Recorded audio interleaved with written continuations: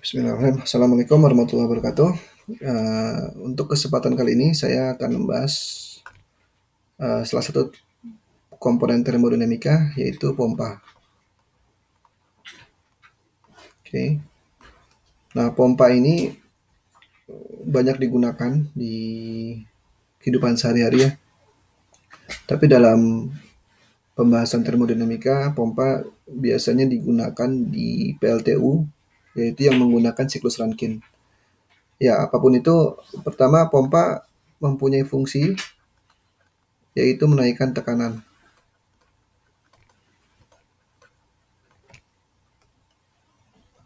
Nah, maksudnya apa? Jadi pompa itu menghisap fluida yang di tekanan rendah, kemudian mengalirkan fluida tersebut sehingga tekanannya menjadi tinggi. Kedua, pompa itu sebenarnya hampir sama dengan kompresor, sama-sama untuk menaikkan tekanan. Tapi bedanya, fluida dalam pompa itu berfasa cair atau liquid. Nah, ini perbedaan antara pompa dengan kompresor. Mungkin kalau di bahasa pasaran, hampir tidak ada bedanya ya. Kadang kita menggunakan istilah pompa udara gitu. Cuma dalam pembahasan termodinamika kita memang punya definisi bahwa pompa itu khusus untuk fluida yang berwujud cair. Nah, seperti yang saya sebutkan tadi, kenapa kita mempelajari pompa? Karena pompa akan digunakan di pembahasan selanjutnya, yaitu siklus Rankine atau PLTU. PLTU, yaitu khususnya adalah siklus Rankine. Oke, nah pompa dilambangkan seperti ini biasanya, segitiga, kemudian ada bulat begini. Masuk, fluida yang masuk bertekanan rendah, kemudian dia punya T-in juga, kemudian ada M dot in. Nah, pompa ini sama seperti kompresor, dia butuh kerja eksternal. Maka di sini ada aliran energi, yaitu W dot. Jadi dalam bentuk daya ya, daya mekanik. Jadi ada W pompa, kerja dari pompa. Akibatnya kita bisa membuat tekanan fluida yang keluar dari pompa, yaitu PO, itu lebih besar dibandingkan dengan P-in. Ini TO dan juga punya TO dan juga punya M dot out.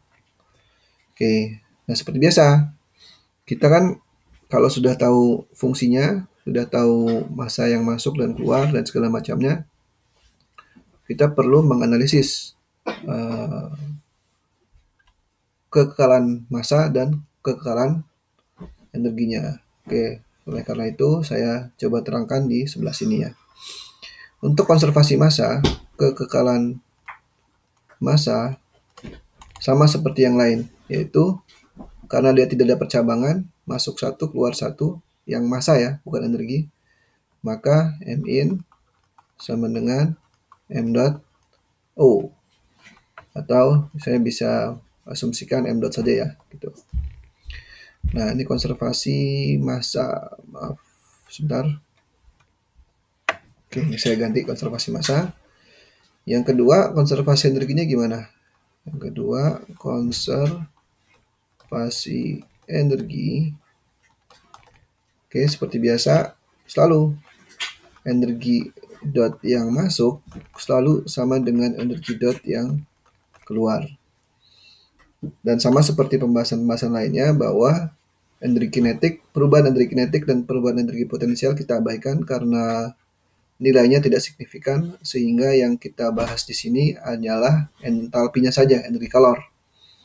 Nah, kita lihat di sini, yang masuk kan energi dua nih. Ada energi yang masuk yang dibawa oleh massa yang masuk, dan ada energi yang masuk karena daya kompresi ini. Jadi, yang masuknya adalah M dot in H in ditambah W dot pompa sama dengan M dot out kali HO. Mudah ya? Oke. Nah, sekarang kita tahu min sama dengan mo. Kalau kita lihat di sini, saya bisa rubah nih. M dot dikali H in ditambah W dot pompa P sama dengan M dot dikali HO. Artinya, W dot pompa itu sama dengan M dot dikali HO min HI. Ini kerja kompresor yang kita bisa cari tahu. Atau kalau saya tuliskan berarti bisa juga seperti ini kan ya. W dot P, di atas aja deh. Saya tuliskan lagi ya, jadi W dot P, saya bisa tuliskan M dot kali delta H ya. Gitu. Ini saya batasin lagi. Oke. Nah, mari kita fokus di delta H ini. Atau kita coba cek di, kita kan tahu bahwa W dot P itu adalah M dot dikali W kecil ya. W kecil itu kerja spesifik gitu ya. Nah, atau kalau saya bisa tuliskan berarti W kecil itu adalah delta H. Oke, ini kita simpan dulu ya di asumsi aja nih persamaan pertama. Oke. Nah, yang kita bahas ini adalah, yang akan saya bahas di sini adalah bagaimana kalau misalnya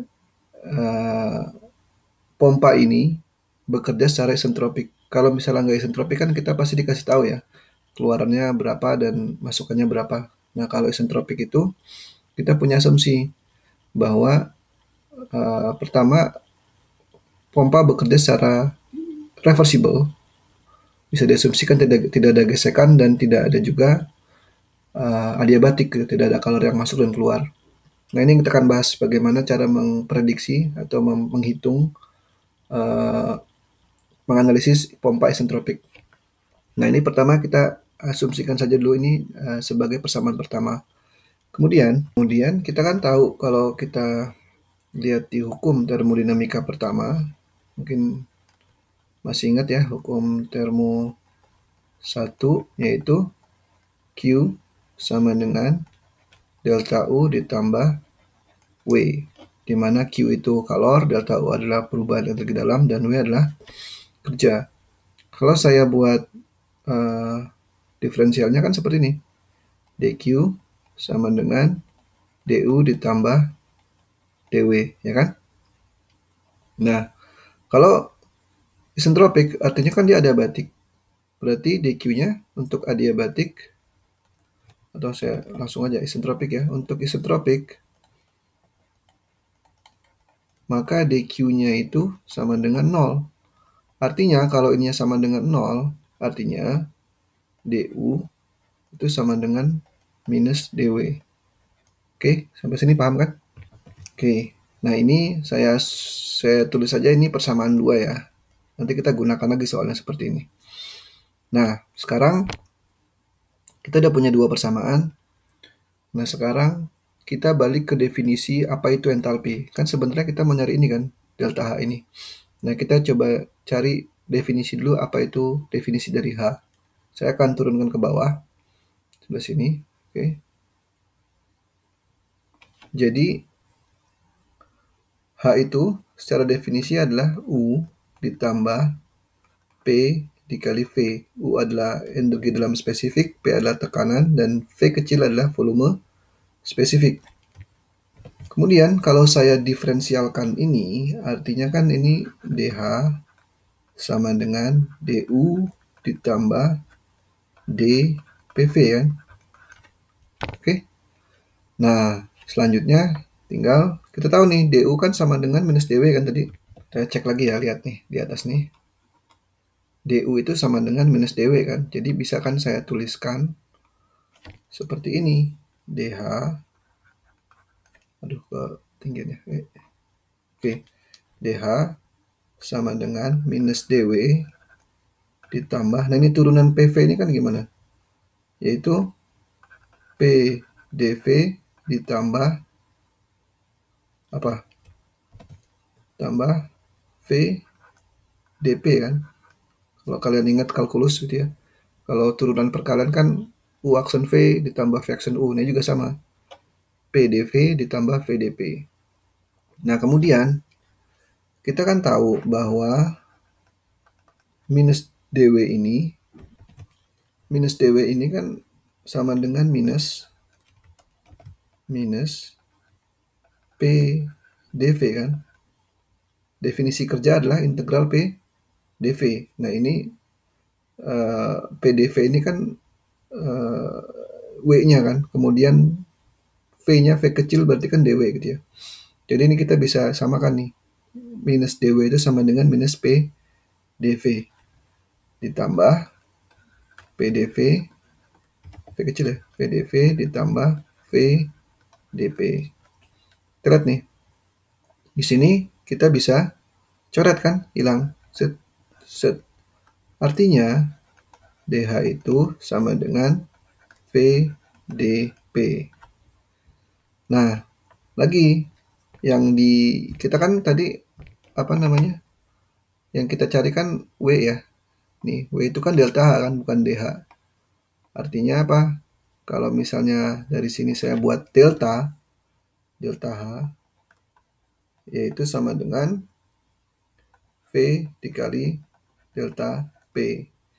Kenapa V ini bisa begini? V-nya itu untuk liquid kita bisa asumsikan konstan. Kenapa bisa kita asumsikan konstan?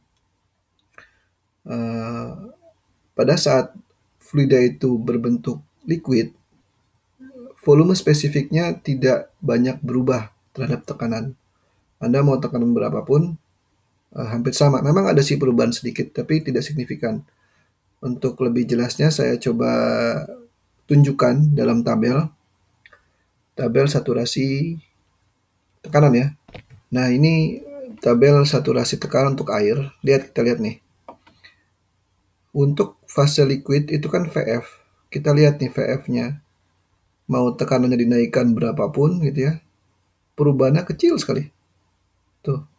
Dari 0,01, 0,01, 0,1. Nah, di angka penting berapa nih baru berubah kan? Kalau kita terusin ke bawah juga sama gitu. Hampir tidak ada perubahan yang signifikan. Jadi kita bisa asumsikan bahwa V-nya itu adalah konstan. Nah, sehingga delta H itu sama dengan V dikali delta P. Nah, karena W pompa itu sama dengan M dot dikali delta H, maka kita bisa tuliskan juga M dot dikali V delta P. Nah, kalau udah tahu konsepnya seperti ini, untuk lebih jelasnya kita coba kerjakan contoh soal saja ya. Nah, ini saya batasin dulu. Saya akan copy pastekan soalnya sebentar. Oke, ini soalnya. Pompa digunakan untuk menaikkan tekanan air dari tekanan 100 kPa 30 derajat Celcius menjadi tekanan 2 MPa. Yang ditanya, tentukan berapa kerja yang dibutuhkan pompa ini jika diasumsikan proses berlangsung secara isentropik. Nah, ini kita karena ada kata kunci berlangsung secara isentropik ini, maka kita bisa gunakan rumus ini. Oke, saya akan gambarkan dulu untuk lebih jelasnya skemanya. Nah, ini kalau saya gambarkan skemanya seperti ini ya. Ini ada pompa masuk 100 kPa, kemudian keluar masuk 100 kPa dan temperaturnya 30 derajat Celcius, kemudian keluar di 2 MPa. Yang ditanya itu berapa kerja yang dibutuhkan. Ini ditanya nih. Tapi di sini kan tidak dikasih tahu berapa laju aliran masanya nih. Berarti sebenarnya kita nggak bisa nyari ini. Yang bisa kita cari adalah paling W-nya ya, W kecil. Atau ya gini. W kecil atau W dot per laju aliran masanya. Oke, sekarang kita kerjakan ya. Kan kita udah punya persamaan nih kan. Ya ini kan delta H, atau kalau saya tuliskan lebih jauh kan ini kan sama dengan delta H-nya saja kan, gitu ya. Nah, kalau misal seperti ini yang berarti secara tidak langsung yang ditanya adalah delta H-nya ini gitu. Oke, mari kita fokus di sini. Pertama, kita perlu tahu perbedaan tekanan kan? Atau kalau saya tuliskan lagi, W itu sama dengan delta H sama dengan V dikali delta P, ya kan? Nih, delta ini. Sama kan? Oke, yang kita butuhkan adalah delta P. Delta P tahu kan? Masuknya 100 kilopascal, keluarnya 2 megapascal atau 2000 kilopascal. Kemudian V-nya berapa? Nah, V-nya ini kan sebenarnya tidak berubah banyak gitu. Kita bisa bisa gunakan bisa V in boleh atau V out boleh, tapi dalam kasus ini kan kita tidak bisa mengetahui VO karena cuma dikasih tahu tekanannya saja, tidak ada temperaturnya. Tapi kalau di V in kita bisa tahu nih V in-nya berapa. V1 lah ya, V1 V2 sama dengan berapa? Kita lihat di tabel. Nah, karena tekanannya tidak cukup tinggi, 100 kilopascal, kita bisa asumsikan ini saya buat begini, Vf di temperatur 30 derajat Celcius gitu. Nah, jadi V1 sama dengan, atau saya buat begini, sama dengan kira-kira sama dengan, kita lihat di tabel saturasi temperatur di 30 derajat Celcius. Ini saya akan buka dulu tabelnya. Oke, ini tabelnya. Mari kita lihat. Vf di 30 derajat Celcius. Artinya kan di sini. Nih yang kita cari nih. 30 derajat Celcius dan Vf-nya. Jadi 0,001004. Jadi V1-nya sama dengan 0,001004 meter kubik per kilogram. Udah, kita bisa cari nih. W-nya sama dengan V1 atau V2 sama dengan V 0,001004 dikali delta P. Ini kan sama dengan 2000 kilopascal kan? 2000 kilopascal. Artinya saya bisa tuliskan 2000 dikurangin berapa? 100. Nah, artinya 0,001004 dikali 1900. Dapatnya berapa? Dapatnya adalah 1,9076. Berarti ini kan kerja spesifik ya, berarti kilojoule per kilogram. Nah, kalau kita dikasih tahu berapa laju aliran masanya, maka kita bisa dapatkan berapa daya mekanik kompresor tersebut. Oke, sekian pembahasan tentang pompa isentropik. Semoga bermanfaat. Assalamualaikum warahmatullahi wabarakatuh.